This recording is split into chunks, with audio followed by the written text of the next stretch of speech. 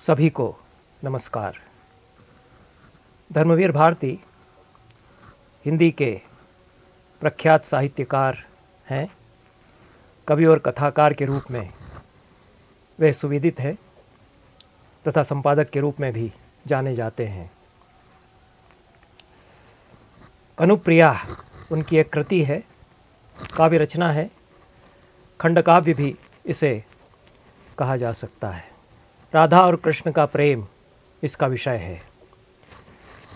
वैष्णव भाव से आविष्ट होकर रची गई यह काव्य कृति है। भावाविष्ट दशा में रची गई मार्मिक कविता है। एक आवेग, एक आवेश और तज्जन्य विवशता के तहत यह लिखी गई।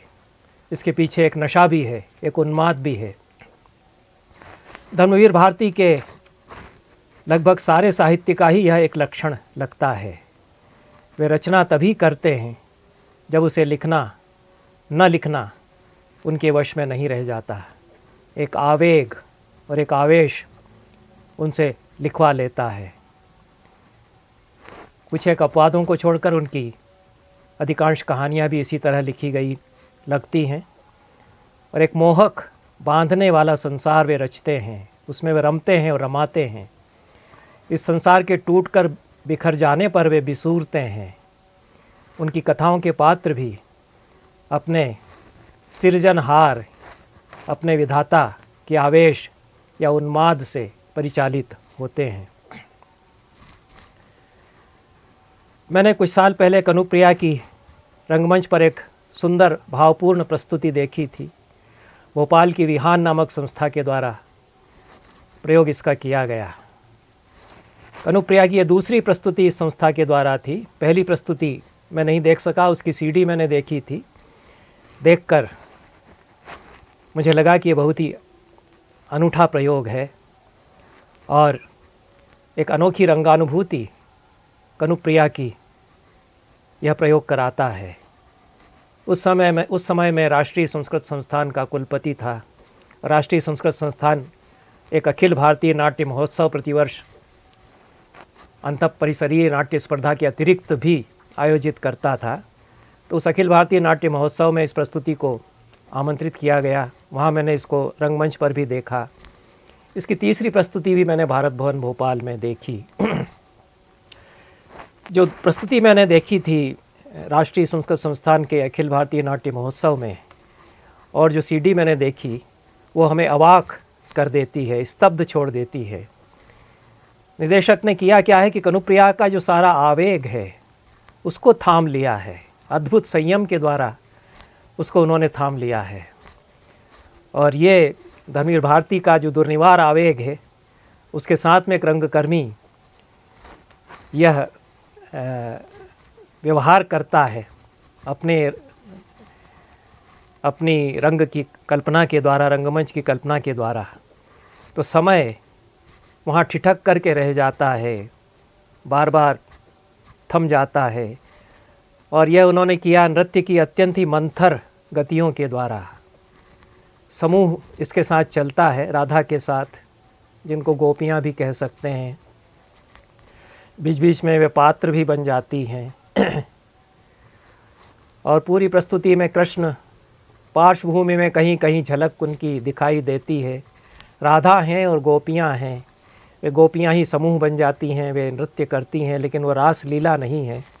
बहुत अलग प्रकार का कुछ बेले से मिलता जुलता नृत्य होता है, बहुत मंथर गति से, जैसे कि समय पिछड़ गया है और हाँफता हुआ कोशिश कर रहा है साथ में आने की, ऐसा देख करके लगता है। उस मंद्र मंथर नृत्य की गति के साथ संवाद भी अत्यंत ही मंद्र मंथर गति से बुलवाए गए। पूरी अनुप्रिया अत्यंत नाटकीय है। राधा का आलाप है, एकालाप है। पूरा काव्य ही राधा का कृष्ण के प्रति संबोधन है। एकालाप में इसको कह सकते हैं, या नाट्यशास्त्र की भाषा में जनांतिक कह सकते हैं। एक पात्र दूसरे पात्र को सुनाता है, बेखबर है कि और कोई भी सुन रहा है। ये सारी तन्मयता के साथ राधा बोलती चली जा रही हैं। तो ये जो कनुप्रिया में राधा का आवेग है, आवेश है, वो त्वरा भी उसके पीछे है। उसको पृष्ठभूमि में डाल दिया गया है। पृष्ठभूमि में गतियाँ तेज़ी से कहीं कहीं होती हैं, और जो सामने हम देखते हैं अत्यंत थमा हुआ समय, और उसमें एक निथरा हुआ आवेग मंच पर हम देखते हैं।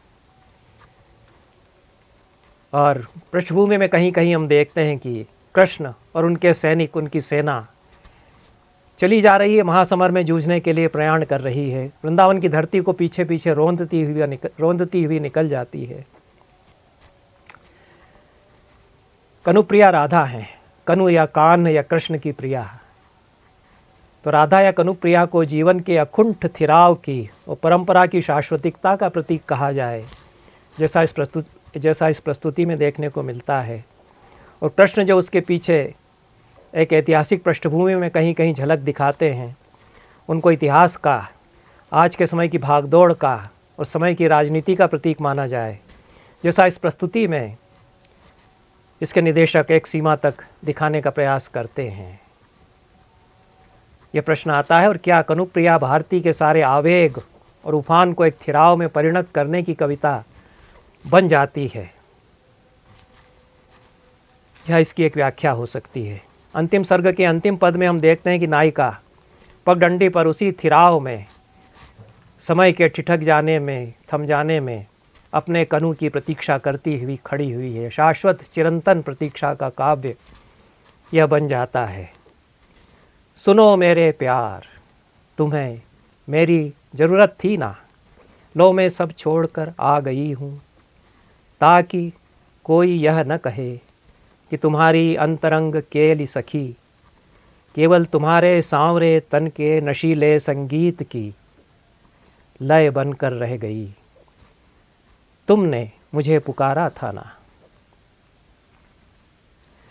मैं पगडंडी के कठिनतम मोड़ पर तुम्हारी प्रतीक्षा में अडिग खड़ी हूँ कनु मेरे।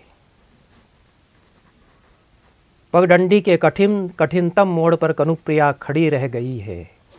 इतिहास के बाहर, समय के थिराव में, समय की अनंतता में राधा कृष्ण की चिरंतन प्रतीक्षा में रत, कृष्ण की चिरंतन प्रतीक्षा में रत राधा। पर कृष्ण वहाँ नहीं है। कृष्ण अपने इतिहास में है। ऐतिहासिक समय और एक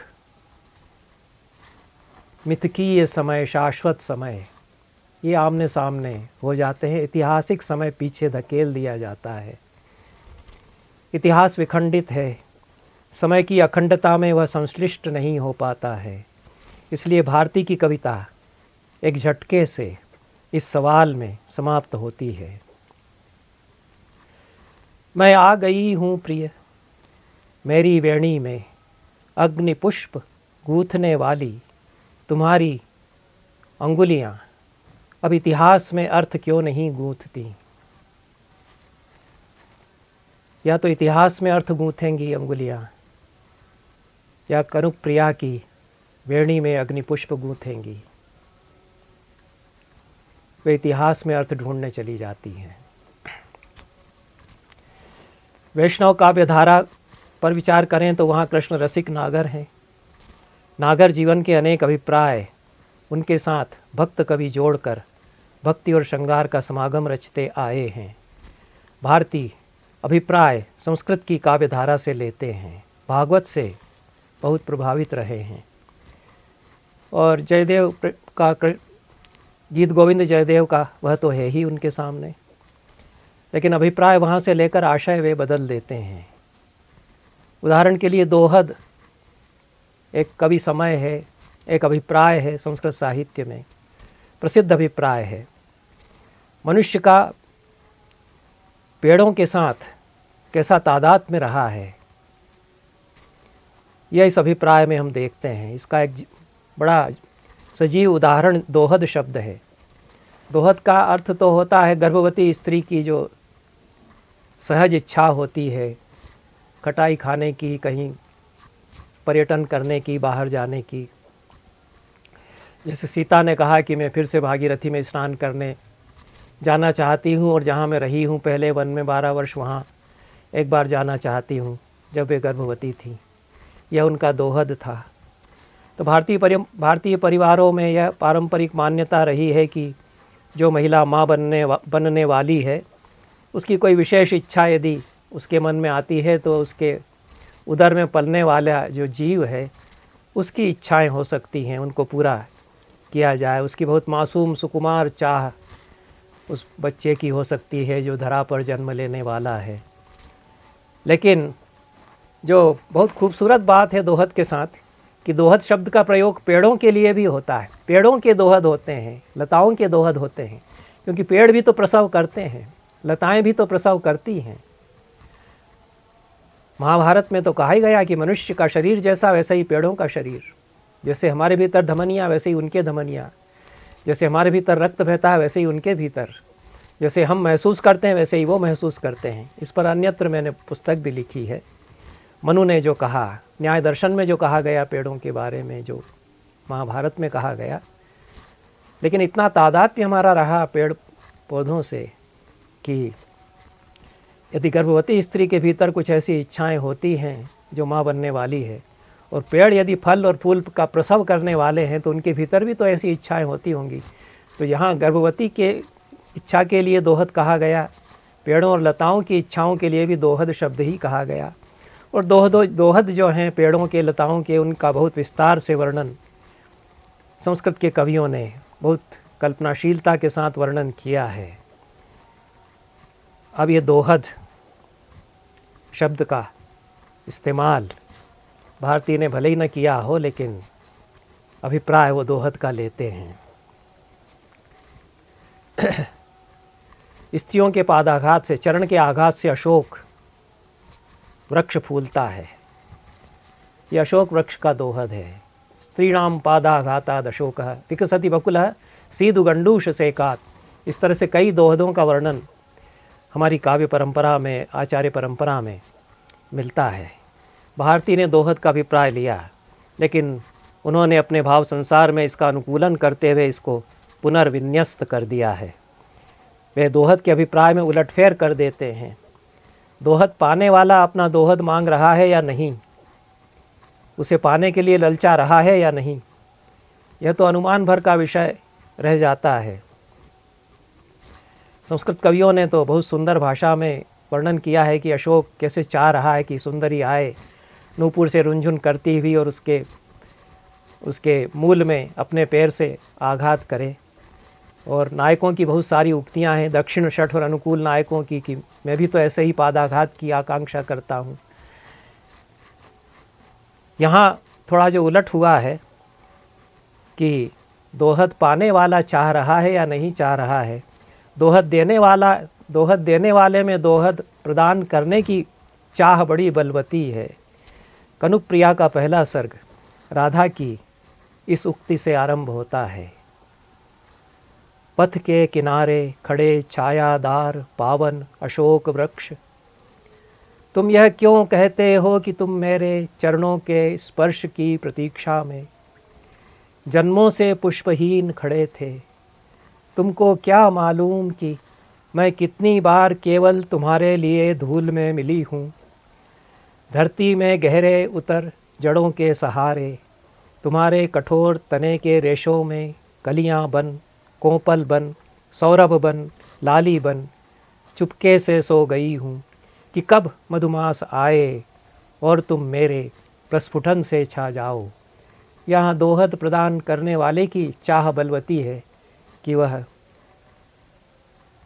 अशोक वृक्ष के रेशे रेशे में इस तरह से समा जाए, कोपल बन जाए, कलियां बन जाए, सौरभ बन जाए, लाली बन जाए, उसमें खिल जाए, अपने आप को उलीच दे, समर्पित कर दे। यह भाव भारती की रचना में बहुत आता है। अपने आप को ढुलका करके पूरी तरह समर्पित करने का भाव जो हजारी प्रसाद द्विवेदी के ललित निबंधों में बार बार आता है, शिरीष के फूल निबंध में और अन्य निबंधों में, अशोक के फूल भी उनका निबंध है। तो ये समर्पण, आत्म विसर्जन और अपने आप को निचोड़कर सर्वस्व सहित दे देना, यह दोहद दाता का दोहद बन जाता है, उलट जाता है। भारती की रचना वैष्णव भाव्यधारा की कविता के रस में रचे बसे होकर उससे कुछ अलग भी अपना पथ बनाती है और आधुनिकता की कुल्याओं में, गलियों में थोड़ा चक्कर काटती है। जयदेव के गीत गोविंद की रस माधुरी से कनुप्रिया सराबोर है, उससे बहुत अलग भी हो जाती है। भारती के राधा और कृष्ण, भागवत के कृष्ण और गोपियों से या जयदेव के राधा और कृष्ण से कितने अलग हैं। भागवत और जयदेव दोनों में लीला तत्व की अतिव्याप्ति, दोनों में लीला तत्व की व्याप्ति है। गोपियाँ और राधा पूरी तरह समर्पित भी होती हैं और कृष्ण से लड़ती झगड़ती भी हैं, मानिनी नायिकाएं भी बनती हैं। जयदेव के कृष्ण शिष्यति कामपि चुंबति कामपि रमयति कामपि रामाम, किसी का आलिंगन करते हैं गोपियों में, किसी का चुंबन करते हैं, किसी के साथ रमण करते हैं। अनेक तरह की लीलाएं अनेक गोपियों के साथ वे एक साथ रचते हैं। राधा वहाँ ईर्ष्या कषायित होकर के रूठती हैं और कभी कह देती हैं गोविंदम ब्रज सुंदरी गणव्रतम पश्यामि रश्यामि च। तुम अपनी गोपियों के साथ रमण करो, मैं तुम्हें देखती हुई हर्षित होती रहूँगी। और कहीं मानिनी की तरह रूठ भी जाती हैं। भारती लीला भाव के सनातन तत्व की व्याख्या करते हैं, पर उसकी संपूर्णता में क्या वे रच बस पाते हैं। अगर यह निखिल सृष्टि मेरा ही लीला तन है तुम्हारे आस्वादन के लिए, अगर ये उत्तुंग हिमशिखर मेरे ही रुपहली ढलान वाले गोरे कंधे हैं, जिन पर तुम्हारा गगन सा चौड़ा सांवला और तेजस्वी माथा टिकता है। तो यह जो सनातनता और ये जो वैश्विक दृष्टि लीला की, जहाँ उत्तुंग हिमशिखर कंधे हो जाते हैं, यह दृष्टि यहाँ आती है।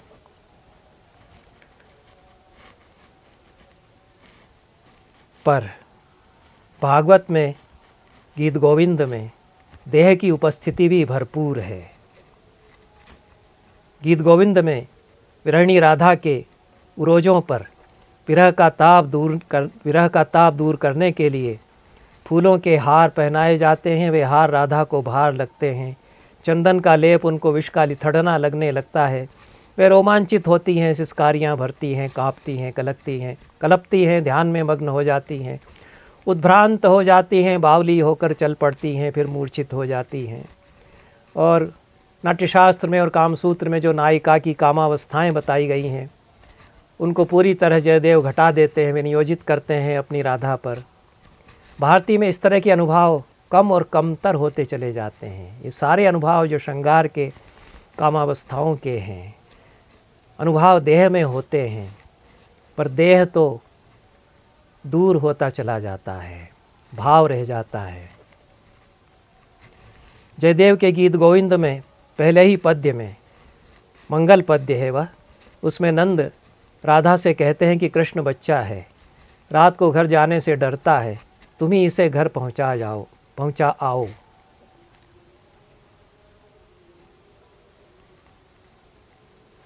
कृष्ण यावक रस लगाते हैं, महावर जिसको कहते हैं। राधा ऐसी टेढ़ी है वहाँ कि पाँव गोद में रख कर यावक रस चाहे पोतते जाओ, चाहे पाँव पर नाक ही रगड़ दो, अगर वे रूठने पर उतारू हो जाएं तो मानेंगी नहीं। प्रगल्भा नायिका वे हो जाती हैं और वे कृष्ण का उद्भट चुंबन करती हैं। रास के उल्लास में वे प्रेमांध भी हो जाती हैं। जयदेव अपनी रचना को केली कथा कहते हैं। केली की किलकारियाँ कनुप्रिया में भी हैं। जयदेव अपने रसिक श्रोताओं से कहते हैं कि विलास कला में कौतूहल हो और हरिस्मरण में भी मन रंगा हुआ हो तो जयदेव की सरस्वती को या वाणी को सुनो। भारती के सामने ऐसा कोई रसिक श्रोता समाज नहीं है। एकांत आलाप को वे साधते हैं, एकांत वीणा के साधक वे बनते हैं। जयदेव अपने को पद्मावती चरण चारण चक्रवर्ती कहते हैं। पद्मावती उनकी अर्धांगिनी है, उनकी अपनी राधा है।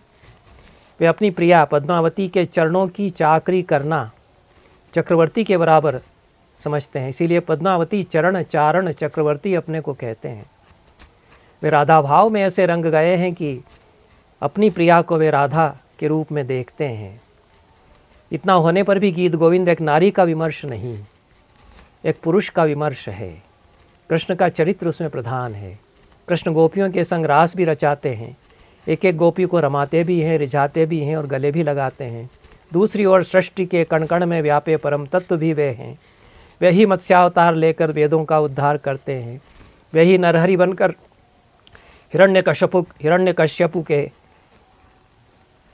हिरण्यकशिपु के वक्षस्थल को चीरते हैं। वे ही वामन बनकर बलि को छलते हैं। वे भृगुपति के रूप में क्षत्रियों के रुधिर से 21 बार कुंड के कुंड भरकर पितरों का तर्पण भी करते हैं। राम बनकर दशमुख के 10 सिरों की बलि भी वे चढ़ाते हैं। और वे ही यज्ञों में पशुओं की बलि चढ़ाने की हिंसा की निंदा करते हुए करुणामय बुद्ध के रूप में जन्म भी लेते हैं। ग्वाले के रूप में वे गोपी पीन पयोधर कुछ युग मर्दनशाली भी हैं। विष्णु के रूप में पद्मा पयोधर तटी परिरंभ लग्न केसर कश्मीर मुद्रित वक्षस्थल वाले भी हैं, अर्थात लक्ष्मी का आलिंगन करने के कारण उसके उरोजों पर लगी केसर से सने वक्षस्थल वाले भी हैं। जयदेव राधा और कृष्ण के भाव से सृष्टि के कण कण को निहारते हैं। वसंत में फूलने वाले एक एक वृक्ष को भी इसी भाव से ताकते हैं। यहाँ तक कि दीनहीन बटोइयों को भी वे करुणा की दृष्टि से देखते हैं। भागवत और गीत गोविंद में देह की भरपूर उपस्थिति है, उसके साथ समर्पण की भी पराकाष्ठा है। भक्ति को वहाँ दिनचर्या जीवनचर्या बना दिया गया है। कनुप्रिया में लीला तत्व है, भक्ति भाव उस रूप में नहीं है। लीला तत्व अपनी सारी दार्शनिकता और कृष्ण का यहाँ पर लीला तत्व अपनी सारी दार्शनिकता और कृष्ण के बहुवल्लभात्व और व्यक्तिवाद में सिमट कर रह गया है।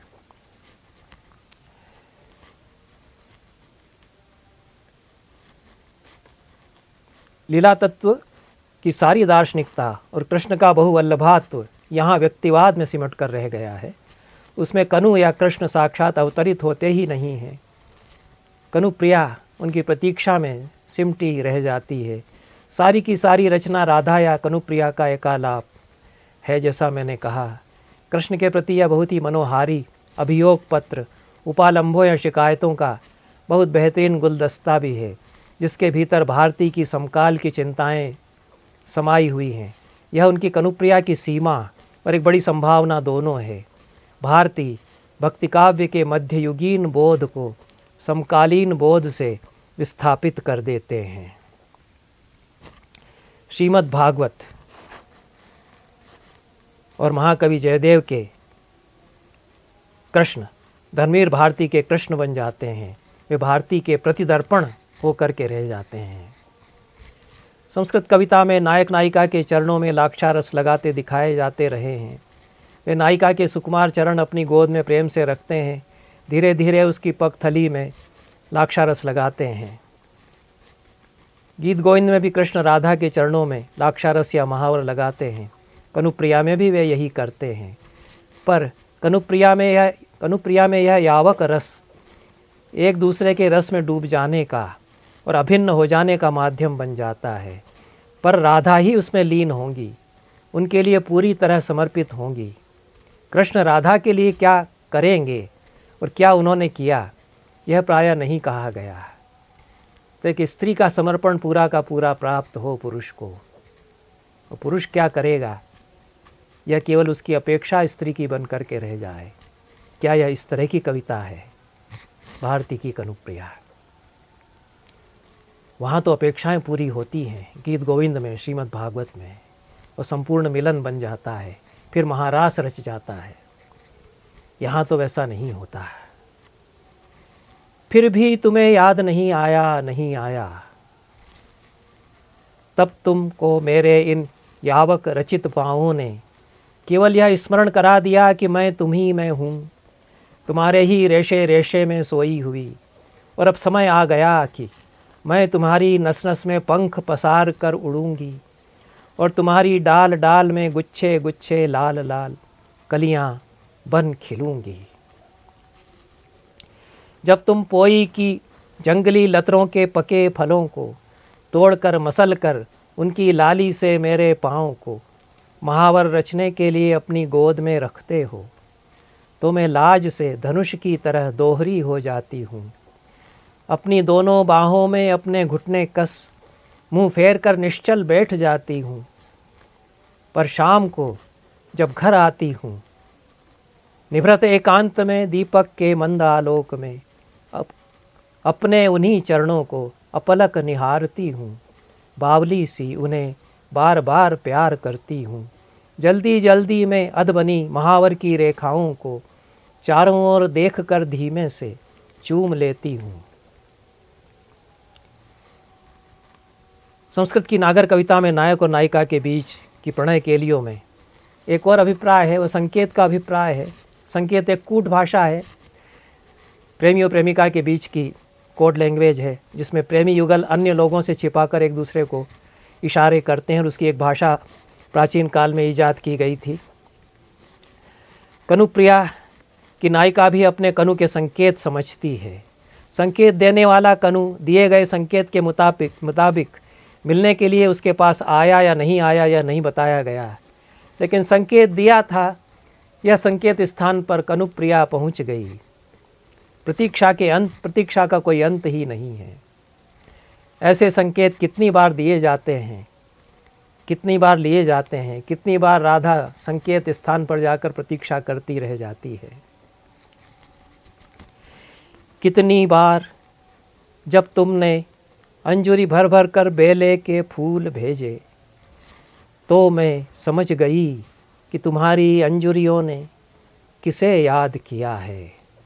कितनी बार जब तुमने अगस्त के 2 उजले कटावदार फूल भेजे, तो मैं समझ गई कि तुम फिर मेरे उजले कटावदार पाँवों में तीसरे पहर टीले के पास वाले सहकार की घनी छाँव में बैठकर महावर लगाना चाहते हो। भारती में इन संकेतों की परिणति नहीं होती। परंपरा और आधुनिकता अपने अपने अधूरेपन में कसकती रह जाती हैं, अलग अलग खेमों में चली जाती हैं। कनु या कृष्ण महाभारत रचने में व्यस्त हो जाते हैं। उनकी प्रिया इस कसक में कलपती रह जाती है कि वह पूरा समर्पण भी तो न कर सकी। मैं उस दिन लौटी क्यों, कण कण अपने को तुम्हें देकर रीत क्यों नहीं गई। मैं उस दिन लौटी क्यों, कण कण अपने को तुम्हें देकर रीत क्यों नहीं गई। यह अनुगूंज फैली हुई है कनुप्रिया में। अभिप्रायों के अंतर्निहित आशयों में बदलाव के साथ भारतीय भाषा के आभिजात्य में भी सेंध लगाते हैं। वे राधा कृष्ण के दिव्य प्रेम में उर्दू की शेर व शायरी, यहाँ तक कि बम्बैया फिल्मों तक की भाषा लेकर आते हैं। उसके अलावा कई शब्द वे अपने भी गढ़ते हैं। इस शब्दावली में परंपरा से जोड़कर लीला बंधु बहुत सुंदर शब्द बनाया गया। इसमें लीला और बंधु दोनों पद मिलाकर के समस्त बना दिए गए। एक दार्शनिक मनोवैज्ञानिक निहितार्थ भी उसका है। उसके साथ जिस्म, तुर्श जैसे शब्द भी बार बार आते हैं। राधा का जिस्म, चंदन बाहों का जिक्र होता है। राधा नहीं रह जाती हैं, राधन राधन राधन की का जाप सुनाई पड़ता है कनुप्रिया में। स्त्रीलिंग पुल्लिंग बन जाता है, पुल्लिंग स्त्रीलिंग बन जाता है। नए संबोधन ईजाद हो जाते हैं। भाषा की एक अलग तलाश भारती को करनी है, क्योंकि वे अपने समकाल में कृष्ण को कनु और राधा को राधन और कनुप्रिया बनाकर लाना चाह रहे हैं। उसके साथ वे एक अनूठा बिंब विधान भी रचते हैं, जो कि अनोखा है कनुप्रिया में निश्चित रूप से। अक्सर जब तुमने दावाग्नि में सुलगती डालियों, टूटते वृक्षों, हहराती हुई लपटों और घुटते हुए धुएं के बीच निरुपाय, असहाय, बावली सी भटकती हुई मुझे साहसपूर्वक अपने दोनों हाथों में फूल की थाली सी सहेज कर उठा लिया और लपटें चीर कर बाहर ले आए।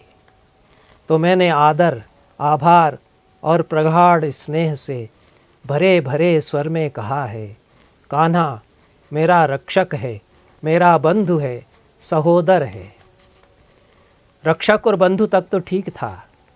जयदेव आदि राधा के मुख से कृष्ण को अपना सहोदर कम से कम नहीं कहलवाते, पर आवेग और आवेश के नशे में उरोजों पर चित्र रचना करने वाला प्रेमी सहोदर भी हो जाए तो कोई आश्चर्य की बात नहीं। कदाचित यही एक झटके से, कदाचित परिणाम यह होगा कि एक झटके से, एक धक्के के साथ ये जादू टूट जाएगा।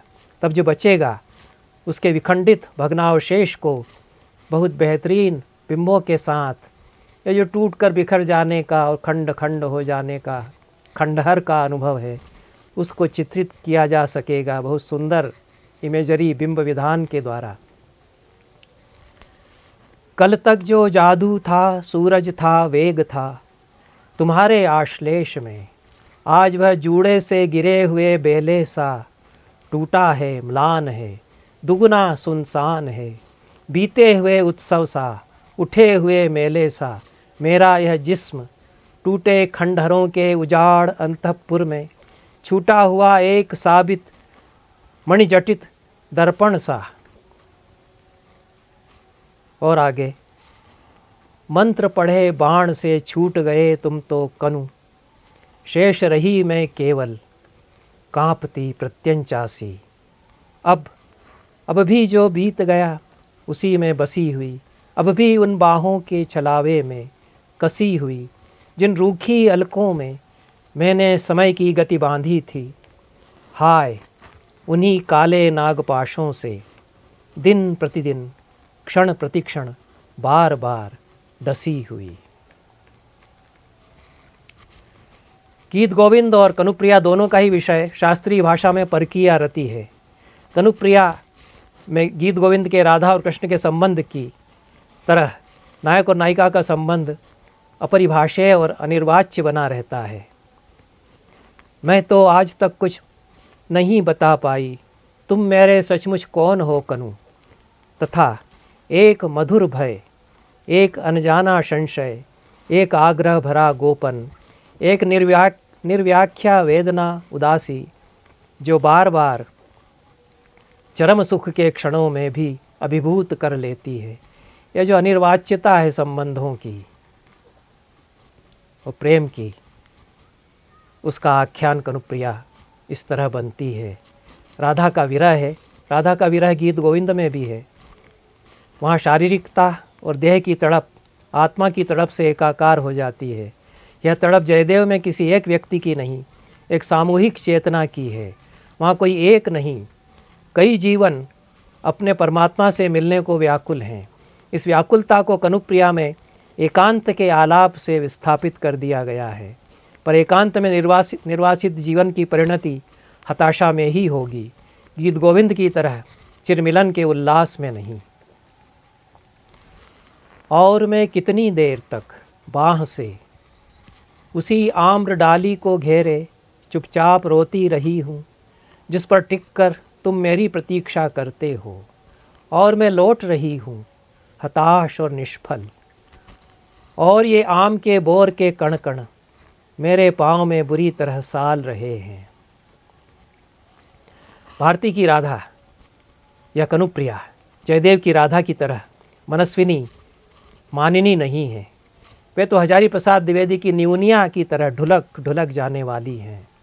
हजारी प्रसाद द्विवेदी स्वयं व्योमकेश शास्त्री के रूप में अपने स्वयं के कृतित्व की बड़ी प्रखर समीक्षा करते हुए कहते हैं कि बाणभट्ट की मूल रचना में जो खुलापन और बेबाक कहने का साहस है, वह उनकी रचना में संकोच में जकड़ कर रह गया है। भारती तो इस मामले में आचार्य द्विवेदी जी से भी 10 कदम आगे हैं।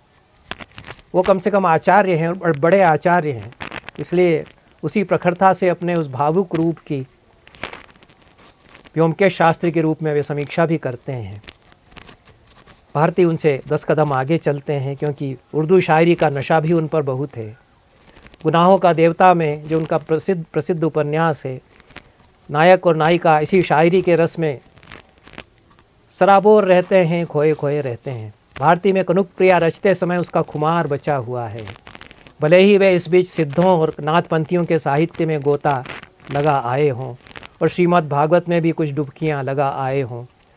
रुख से हिजाब आहिस्ता आहिस्ता हटाने की बात दूर रही, उनकी कनुप्रिया तो अपनी काया का पोर पोर अवगुंठन से आच्छादित करके ही अपने प्रिय के आगे जाती है।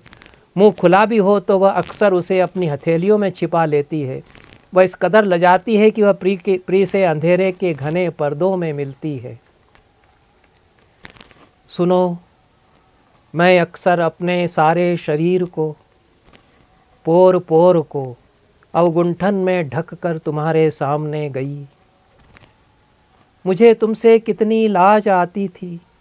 मैंने अक्सर अपनी हथेलियों में अपना लाज से आरक्त मुंह छिपा लिया है। मुझे तुमसे कितनी लाज आती थी। मैं अक्सर तुमसे केवल तम के प्रगाढ़ पर्दे में मिली, जहाँ हाथ को हाथ नहीं सूझता था।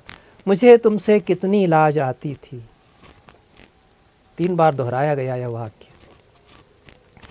जयदेव की राधा भी कृष्ण के चरण पर गिरती हैं। प्रतिपदमिदम अपि निगदति माधव तव चरणेन पतिताहम। पर वे मानिनी भी बहुत हैं। वे विरह में दीन और कृष्ण की भावना में लीन भी होती जाती हैं। सा विरहे तव दीना माधव मनसिज विशिख भयादिव भाव नया त्वयि लीना। कनुप्रिया उपालंभ का काव्य है। उपालंभ गीत गोविंद में भी बहुत है, शिकवा शिकायत वहाँ भी है, पर वह केवल उपालंभ का काव्य नहीं है, वह रस का काव्य हो जाता है। कनुप्रिया में उपालंभ बहुत व्यापक अभिप्राय लेता है और सारी रचना में समाया हुआ है। वह सामाजिक और राजनीतिक अभिप्राय भी ले लेता है। क्या यह भारती की मजबूरी और कमजोरी है कि भागवत भाव चुक जाता है, उसकी जगह समाज शास्त्र आ जाता है। जयदेव में पर्दा नहीं है, संकोच नहीं है, नकाब नहीं है, हिजाब नहीं है। कनुप्रिया में नकाब संभावनाएं बन जाती है। यह सत्य है कि मूल फारसी शायरी के छुई मुई जैसे मासूम संसार से भारती की कनुप्रिया काफ़ी आगे निकल जाती है। कनुप्रिया जितना भी अपनी काया का पोर पोर ढक कर अपने को छिपा कर रहे, जब उसकी काया की रग रग में प्रिय झंकार रहे हैं तो वह उनसे छिपेगी कैसे। कबीर का एक दोहा है, सब मन तंत रबाब तन विरह बजावे नित, और न कोई सुन सके कह साईं को चित्त। कबीर का है या नहीं सचमुच में मुझे पता नहीं, कबीर के नाम से चलता है। तन को वीणा बनाकर मन के तार पर विरह का राग निरंतर छिड़ा हुआ है, पर उसे सुनने वाला भी चित्त में बैठा हुआ साईं है। यही स्थिति कनुप्रिया के साथ है। भारती की कनुप्रिया में प्रिय का सामना करने की झिझक शेर व शायरी की दुनिया से आगे जाकर व्यष्टि चैतन्य के द्वारा अपने आवरणों को हटाकर समष्टि में घुल मिल जाने से होने वाले भय का, मिट जाने वाले भय का रूप ले लेती है। कनुप्रिया का कनुप्रिया का कनु से मिलन आत्मा और परमात्मा के मिलन का रूपक बनने लगता है, लेकिन एकाकार होकर निरावरण हो जाना, आत्मा का परमात्मा से मिलन उसका रूपक बन जाना, आवरण में अपने को छिपा छिपा कर रखने वाले जीव को लगता है कि आवरण हठात टूट रहे हैं, यह उसके साथ होता है। पर हाय मुझे क्या मालूम था कि इस वेला जब अपने को अपने से छिपाने के लिए मेरे पास कोई आवरण नहीं रहा, तुम मेरे जिस्म के एक एक तार से झंकार उठोगे। सुनो, सच बतलाना मेरे स्वर्णिम संगीत, इस क्षण की प्रतीक्षा में तुम कब से मुझ में छिपे सो रहे थे। तब शरीर माध्यम बन जाता है, पलकें और बाहें पगडंडियाँ हो जाती हैं, देह चेतना के मिलन का माध्यम बन जाती है। कनु के कथन कनुप्रिया याद करती हैं। राधन तुम्हारी शोक चंचल विचुंबित पलकें तो पगडंडियाँ मात्र हैं जो मुझे तुम तक पहुँचाकर रीत जाती हैं।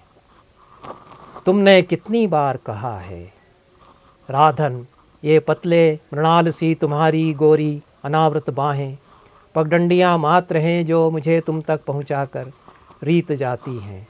मुझे ऐसा लगा है जैसे किसी ने सहसा इस जिस्म के बोझ से मुझे मुक्त कर दिया है, और इस समय मैं शरीर नहीं हूँ, मैं मात्र एक सुगंध हूँ। आधी रात में महकने वाले इन रजनीगंधा के फूलों की प्रगाढ़ मधुर गंध, आकारहीन वर्णहीन रूपहीन उन्माद रोमांच मेरे हर बावलेपन पर कभी खिन्न होकर, कभी अनबोला ठानकर, कभी हंसकर। तुम जो प्यार से अपनी बाहों में कसकर बेसुध कर देते हो, उस सुख को मैं छोड़ूं क्यों? करूंगी बार बार नादानी करूंगी, तुम्हारी मुँह लगी जिद्दी नादान मित्र भी तो हूँ ना। इतना सब होता है फिर भी कमी कहाँ रह जाती है। संपूर्णता तक पहुँच कर कनुप्रिया बार बार वापस लौट आती है। मैं उस दिन लौटी क्यों? कण कण अपने को तुम्हें देकर रीत क्यों नहीं गई? यह कसक चलती है, पीछा करती है और बनी रहती है। सांख्य दर्शन के एक आद्य आचार्य हैं ईश्वर कृष्ण। सांख्य कारिका उनका प्रवर्तक ग्रंथ है सांख्य दर्शन का। वे कहते हैं कि प्रकृति पुरुष के भोग और अपवर्ग के लिए सृष्टि की सारी लीला रचती है। पुरुष जैसे ही उसे एक बार देख भर ले, वह पर्दों के भीतर इस तरह छिप जाती है कि दोबारा पुरुष के सामने नहीं आती। पुरुष तो वीतराग, निर्लिप्त और निर्विकार रहता है। वह प्रकृति से मुक्त हो जाता है। प्रकृति से मुक्त होना ही उसका ध्येय है, यही कैवल्य है। तीसरे पहर की अलसाई वेला में घाट से लौटते हुए नायिका अपने पुरुष को अक्सर कदम्ब के नीचे ध्यान मग्न खड़ा देखती है। वह ऐसा अनजाना लगता है कि वन देवता समझकर वह उसे प्रणाम कर लेती है। पुरुष अडिग, निर्लिप्त, वीतराग, निश्चल खड़ा रहता है, प्रणाम स्वीकार तक नहीं करता है।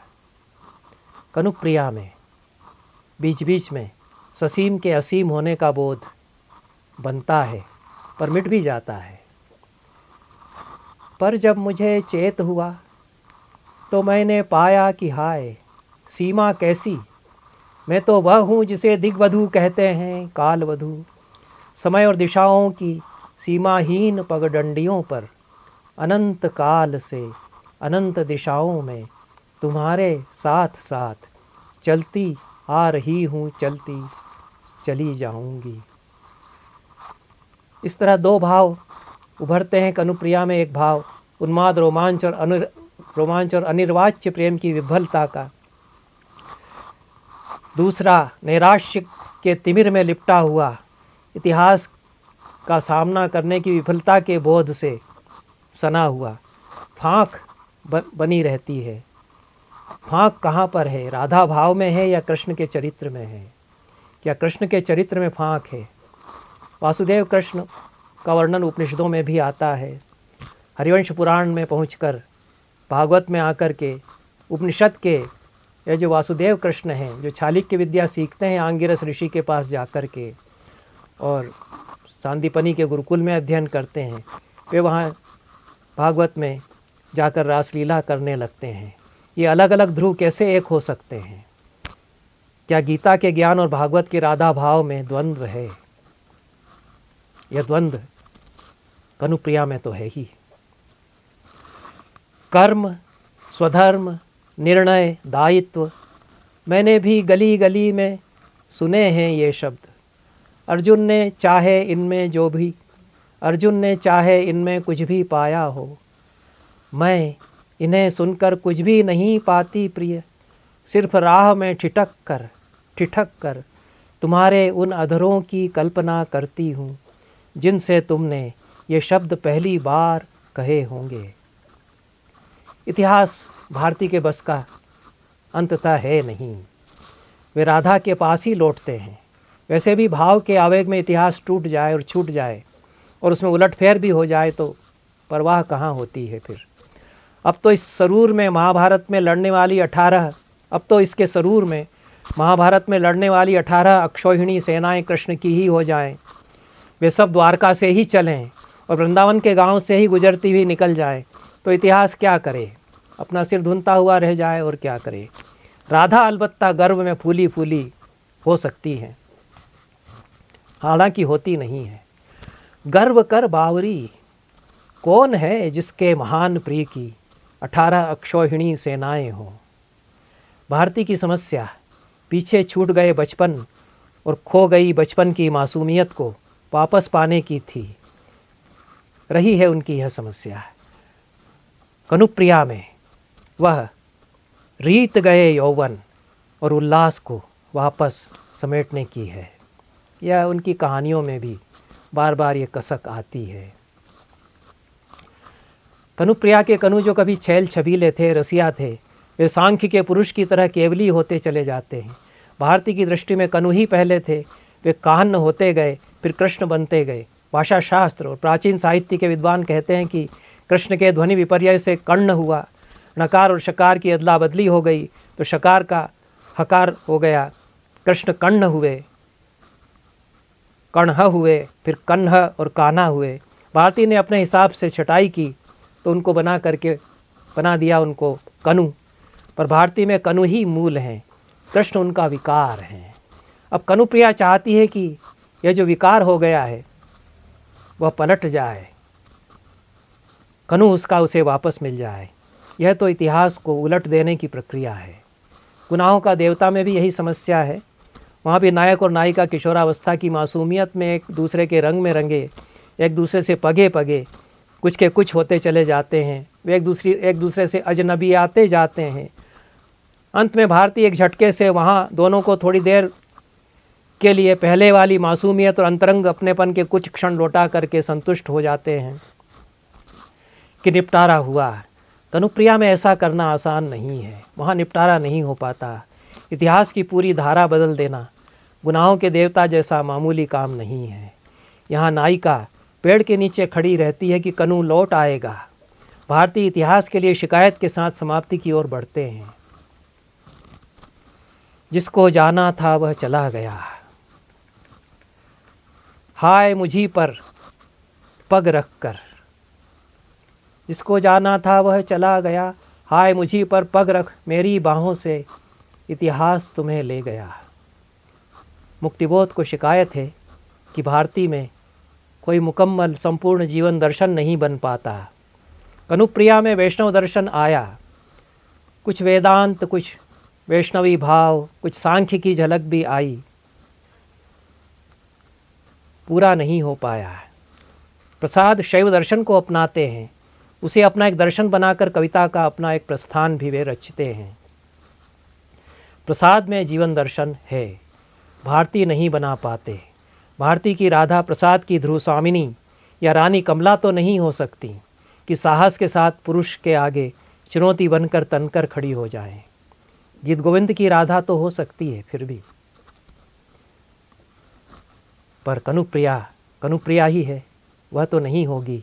यह जो विफलता है उसमें कनुप्रिया अद्वितीय है। बहुत बहुत धन्यवाद सभी को, नमस्कार।